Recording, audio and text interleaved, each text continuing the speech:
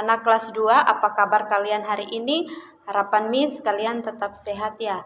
Oke, seperti biasa sebelum memulai dengan pembelajaran silahkan menyiapkan perlengkapan tulis, kemudian duduk yang manis lalu berdoa. Mari kita berdoa. Bapa yang baik, Bapa yang maha murah dan makasih, terima kasih buat kesempatan pagi hari ini. Kami diberikan kesempatan untuk belajar dari rumah kami masing-masing. Berkati kami, berikan kami hikmat supaya kami mengerti setiap materi-materi yang disampaikan oleh guru-guru kami. Berkati anak-anak yang sedang belajar dari rumah, Tuhan berkati mereka, beri kekuatan, kesehatan mereka, orang tua mereka, Tuhan tuntun sertai dalam setiap tugas dan aktivitas. Apapun yang menjadi pergumulan dari setiap orang tua kami serahkan ke dalam tangan kasih-Mu. Terima kasih Tuhan Yesus, haleluya, amin. Oke anak-anak, hari ini kita masuk ke subtema 4, masih di buku tema 7, jadi subtema 4. Nah, kita akan belajar bahasa Indonesia.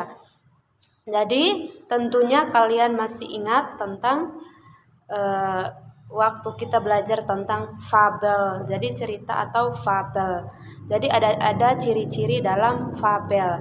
Jadi, salah satu ciri fabel, Miss ingatkan kembali lagi.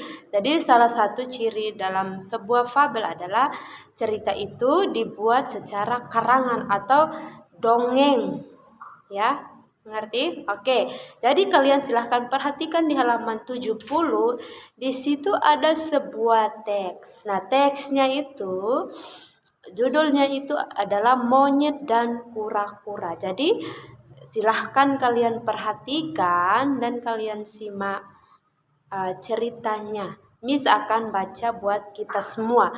Monyet sangat kelaparan. Monyet hendak mencari makanan. Monyet melihat pohon pisang. Pohon pisang itu di pulau seberang. Monyet tidak dapat berenang. Monyet mengajak kura-kura. Kura-kura bersedia mengantar monyet. Monyet memanjat pohon pisang. Monyet makan pisang sepuasnya. Monyet melupakan kura-kura. Kura-kura sangat kecewa. Kura-kura pergi meninggalkan monyet. Monyet baru sadar ia tidak bisa pulang. Ia tidak bisa berenang. Itulah akibatnya keserakaannya. Jadi di dalam cerita ini kita bisa ambil nilainya, kita bisa ambil hal-hal atau pesan-pesan yang ada di dalam cerita. Walaupun cerita ini cuman bersifat dongeng saja atau cuman bersifat fabel. Ya, mengerti? Nah, di situ ada 5 pertanyaan. Soal pertama, siapakah tokoh dalam cerita? Jadi, tokoh dalam cerita itu adalah tokohnya, salah satunya itu adalah monyet dan kura-kura. Jadi mereka itu adalah tokoh dalam cerita itu. Nah, tentunya kalian masih ingat waktu materi kita awal, Miss pernah menjelaskan tentang nama-nama tokoh. Jadi cerita fabel itu kebanyakan dia berbicara tentang hewan. Jadi ceritanya atau tokohnya itu tentang hewan. Masih ingat ya materi-materi kita sebelumnya. Jadi tokohnya itu adalah monyet dan kura-kura. Bagaimana sifat tokoh? Jadi bagaimana sifatnya tokoh dari monyet dan bagaimana sifat tokoh dari kura-kura. Jadi tentunya dari cerita ini kita pasti tahu, oh ternyata monyet itu sifatnya tidak baik. Artinya dia lupa membalas budi kepada si kura-kura ini. Jadi intinya jangan tiru sifat si monyet ini. Nah, kura-kura kan dia baik, artinya dia mau menolong, ya. Paham? Oke. Yang berikut, di mana letak pohon pisangnya? Jadi pohon pisangnya itu kebetulan terletak di pulau seberang. Oke. Nah, yang berikut, apa yang membuat kura-kura kecewa? Jadi, tentunya kalian pasti simak ceritanya. Yang membuat kura-kura kecewa itu karena monyet itu melupakan kura-kura. Jadi saat kura-kura sudah membantu untuk mengantar ke seberang, Ternyata monyet ini melupakan kura-kura. Dia tidak membagikan pisangnya kepada si monyet itu. Terakhir, apa pesan dari cerita tersebut? Jadi pesannya adalah sebagai anak-anak sekolah harus tahu berterima kasih, harus tahu balas budi. Kalau kita tidak tahu berterima kasih atau tidak tahu balas budi, berarti orang-orang akan menjauhi kita, orang-orang tidak mau menolong kita. Jadi saat kita sudah ditolong oleh orang lain, berarti hal yang kita perlu kata adalah mengucapkan terima kasih atau bisa berbagi. Mungkin kita kerjasama, terus kita harus berbagi. Contohnya kita mungkin membuat sesuatu, berarti hasilnya dapat. Kita harus bagi sama-sama. Kita nggak boleh serakah bilang, oh karena saya yang berusaha jadi saya yang dapat semuanya. Tidak. Jadi jangan serakah, harus berbagi dengan orang lain. Jadi kalian bisa bisa melihat lagi ceritanya di rumah. Kalian bisa pahami lagi, kalian bisa belajar lagi. Jadi kalian ambil hal-hal yang perlu untuk kalian pakai. Yang baik diambil, yang nggak baik jangan diambil ya. Oke. Nah, di halaman 74 di situ adik-adik perhatikan masih tema 7. Di halaman 74 di situ kita akan belajar lagi. Selain kita belajar fabel, kita akan belajar memperdalam lagi bagaimana kalimat-kalimat sapaan.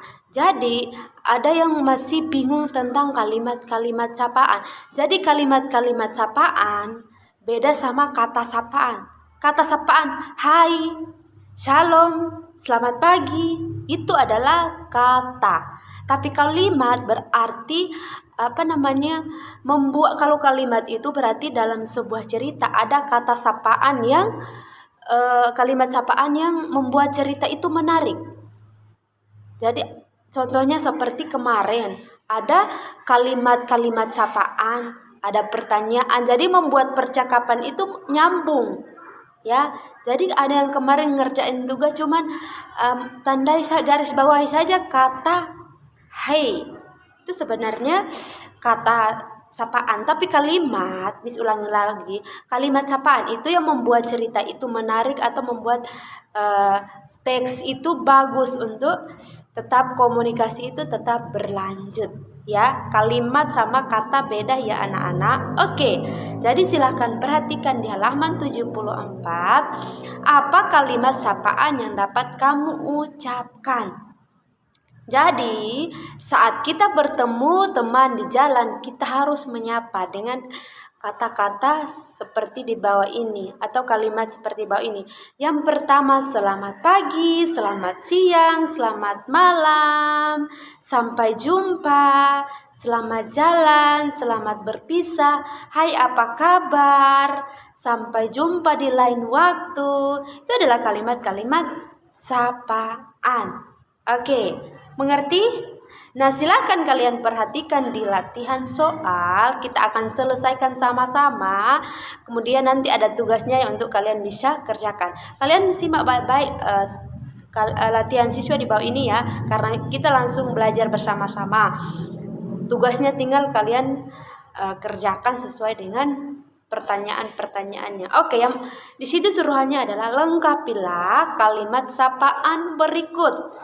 Ayu titik-titik Bu Guru. Jadi di situ disuruh untuk melengkapi dengan kalimat sapaan. Berarti yang mana yang cocok untuk kita isi titik-titik itu? Ya, perhatikan baik-baik ya. Ayu, selamat pagi Bu Guru. Dalam percakapan ini ya. Ibu Guru, selamat pagi juga Ayu. Jadi dia nyambung, menarik ya. Jadi ulangi titik-titiknya itu diisi selamat pagi Bu Guru. Oke, yang kedua, Wayan titik-titik Pak Ketut. Jadi titik-titiknya diisi adalah Wayan, apa kabar Pak Ketut? Ya.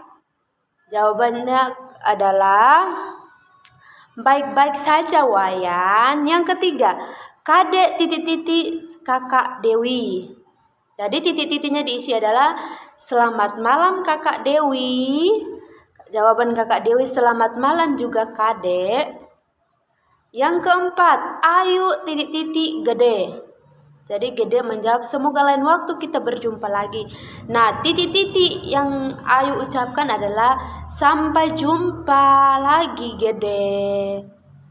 Gede, semoga lain waktu kita bisa berjumpa lagi. Kelima, Ayu titik-titik Bu Ida. Bu Ida sama-sama nak. Jadi titik-titiknya diisi adalah terima kasih Bu Ida. Jawaban Bu Ida adalah sama-sama nak. Mengerti? Jadi itu adalah kalimat-kalimat sapaan dalam percakapan. Jadi menarik, didengar juga menarik, nyambung dan lain sebagainya. Oke. Jadi kalian harus ingat terus kata-kata sapaan. Karena di mana-mana dalam keseharian kita juga kita pasti menggunakan kata-kata sapaan atau kalimat-kalimat sapaan. Jadi menyapa orang perlu menggunakan kata sapaan yang baik, tepat, benar dan sopan. Ya. Kata sapaan untuk menegur sapa orang atau diajak berbicara. Jadi saat kita menyapa orang lain atau beri salam kepada orang lain berarti kalian harus ingat baik-baik dalam belajar dimanapun kalian berada saat berjumpa dengan orang lain harus kalian sapa atau senyum juga boleh. Jadi orang yang kalian nggak kenal tinggal kalian senyum saja. Oke? Jadi bisa dibilang hey selamat pagi dan lain sebagainya. Oke, untuk tugasnya ada di halaman 77. Selamat mengerjakan, tetap semangat, ingat selalu memakai masker. Oke, salam sehat dari Miss, Tuhan Yesus memberkati. Shalom.